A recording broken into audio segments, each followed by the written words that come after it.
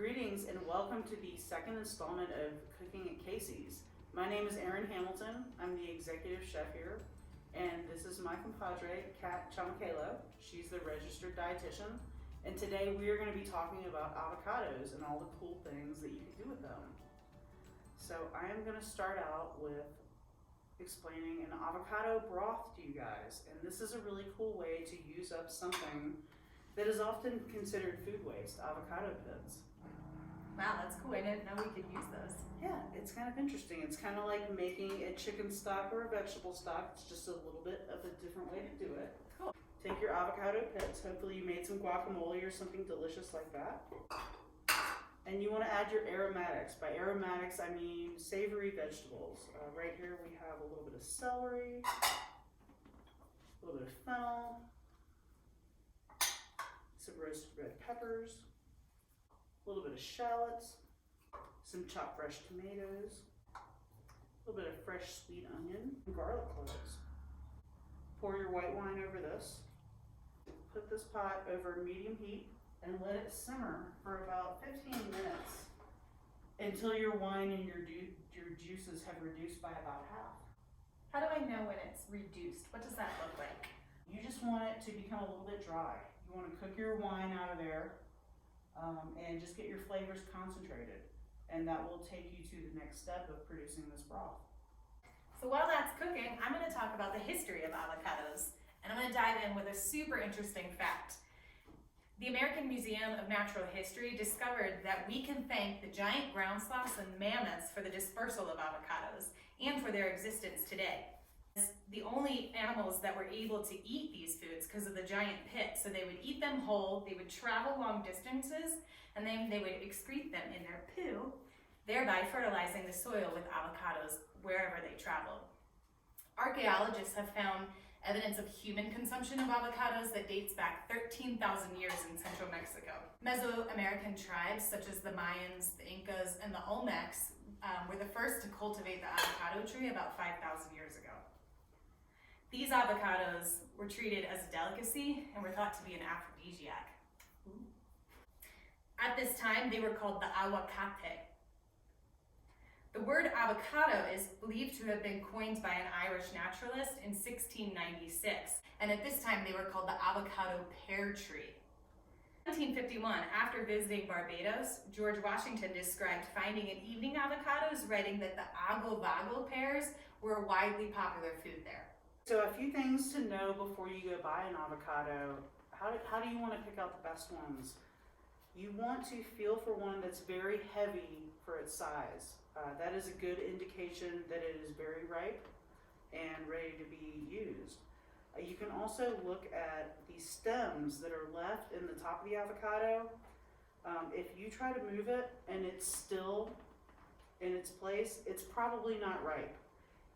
If it frees itself easily, you've got a ripe avocado. If it sinks into the fruit itself, it is overripe and should probably not be used. So the next thing to know about avocados is the safest way to cut them. I like to use what we call here a cutting glove, and the easiest way to free the pit is to make a gentle cut all the way around the fruit and twist it apart. The best way to get rid of this pit is to take your knife and just twist it out. You can save these pits for the avocado broth that we're making behind us right now. To make our baked avocados with eggs, we'll take your avocado, the riper the better. You can score the inside with your knife a little bit to give it a little bit more surface area to crack your egg into. The best way to bake these is either in a small pan where they prop themselves up, or you can also use a muffin tin if you're cooking for a larger party. A lot of questions have been asked about the best way to crack an egg to leave the eggshells out of it. Mm-hmm. Contrary to popular belief, the best way to do it is to put some gloves on, crack it on a flat surface, and into another bowl. This will ensure that you get no eggshells into your egg. You want to season the inside of your avocado with just a little bit of kosher or sea salt and a quick grind of black pepper. When you slide your egg into the avocado, you want to make sure that you keep your yolk intact. Before they go in the oven, you can season them up very lightly with a little bit more salt and a little bit more cracked pepper. If you like a little heat, I'd imagine a little red pepper flakes might be delicious. A little bit of hot sauce would be great. If you have some cooked quinoa, that would be something cool. With this one, we're going to use one of everybody's favorite ingredients, a little bit of bacon. If you want to keep it vegetarian, you could also use any kind of roasted vegetables you have on hand, a little bit of kale or spinach. We're going to use bacon and Parmesan cheese today. And then you simply pop them in the oven for about 15 minutes if you like a runny yolk. If you like your yolk a little bit more firm, about 18 minutes. Our broth is looking very good. It is reduced about halfway. Okay. I'm going to take we're using vegetable broth today to keep it vegetarian. So we're using about a quart of broth. We will simply add that to our mix and let it continue to simmer. Excellent. So while that's simmering, I'm going to share a little bit more about the history of avocados. So while they've existed for thousands of years, they didn't come to America until the 1800s. They were first planted in Florida, and then after that they were planted in Hawaii and California. And in California, they were still called the alligator pear. They didn't become a commercial crop until the 19th century, and they didn't become popular as a food item until the 1950s. At that time, the California Avocado Board took out an ad in the Vogue and the New Yorker extolling them as the aristocrat of salad fruits. Ooh. After that, people started adding them to their salads left and right, and that's when they gained their air of populate superiority in the fruit world. Recently, avocado sales have soared. One really interesting fact that I found while researching for this was that the avocado board, the Haas Avocado Board, estimated that 105 million pounds of avocados were consumed on Super Bowl Sunday this year. That is a lot of avocados. So our avocados have been in the oven for 15 minutes now, so we're going to pull them out. They smell fantastic too. So. Yes, they do. Our whites are set, our yolks are a little bit runny, and it's a good idea to use tongs to do this, because you don't want to burn yourself. Now when you cook these, does it change the flavor of the avocado? It doesn't. Avocados are very forgiving with cooking. Their flavor doesn't change a lot, their texture doesn't change a lot. They will remain creamy and fresh tasting. Excellent. So you can do something like this, and then you can garnish it with maybe, say, a little bit of chopped tomato. And we're also going to use a little bit of chopped chive.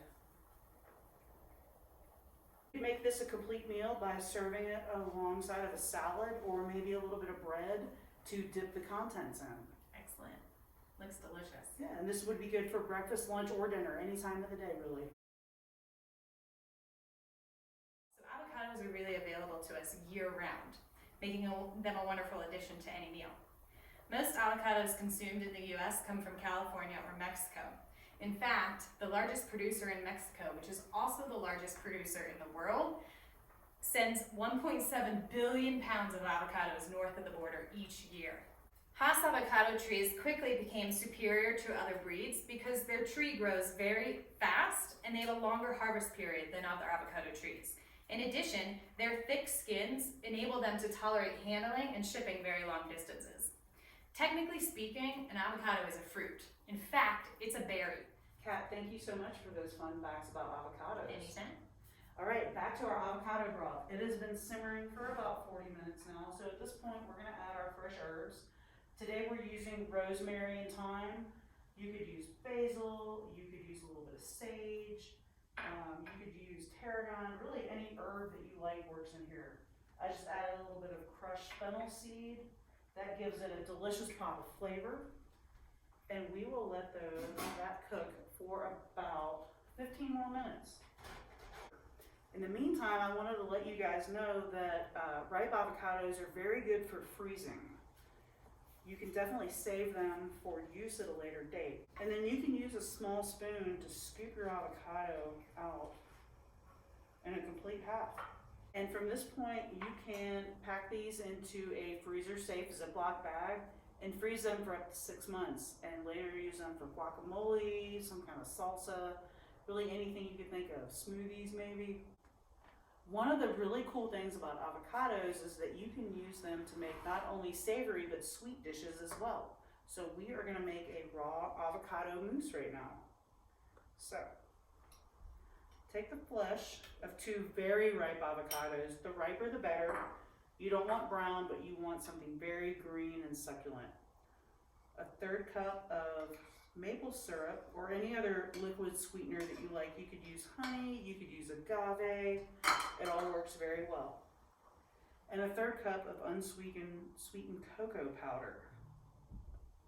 And then a little bit of the milk of your choice. We're using coconut milk today because that's my favorite, but you could also use almond milk, rice milk, traditional cow milk, anything you want. You could even use juice in here and it would work out well. The piece of equipment we're using is something called a Ninja NutriBullet, which is a very cool piece of equipment. Any kind of household food processor would work well for this. So, you just want to blend until smooth, and usually that takes about 30 seconds or so. So, we have blended our avocado mousse until it's very smooth. And you could chill this mixture for an hour or up to 3 days. And the cool thing about avocado mousse is that you can garnish it like you would any kind of breakfast dish you might be eating, or like a dessert. So in our case, we're gonna go with some fresh berries. And because I'm such a fan of coconut, I'm gonna add some toasted shredded coconut to this. And a little bit of ground cinnamon, which is a very healthy way to kickstart your day.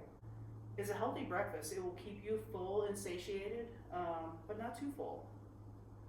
And it's also quite good for you.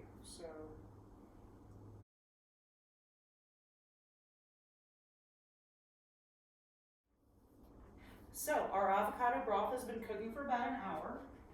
And if you look, you can see the herbs and vegetables still look very fresh, very tasty broth.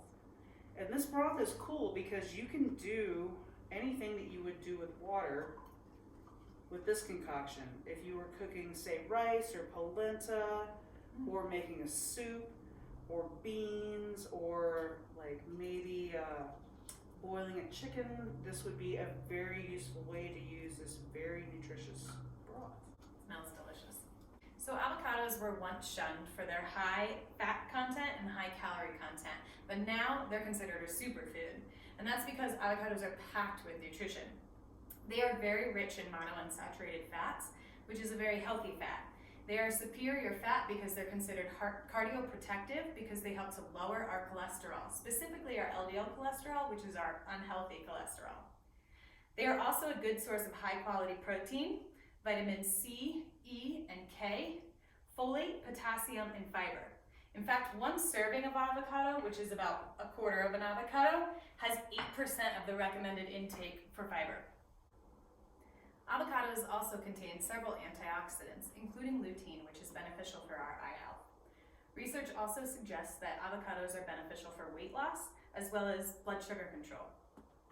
What about the seeds? You can actually use the avocado seeds in your broth, as well as cook them off and blend them into an avocado seed flour. That can be sprinkled on things like oatmeal, stirred into your pudding that we made today, or put in a blender with it to make a smoothie. It is important to remember that avocados are a high calorie food. A single portion, again, which is 1/4 of an avocado, contains about 50 calories. So as with all foods, it's important to watch your portions. I think our broth has cooled down. Shall we have a sip? We shall. Let's try it. And here from Casey's Pond, we say, "Have a great day." Have a great day.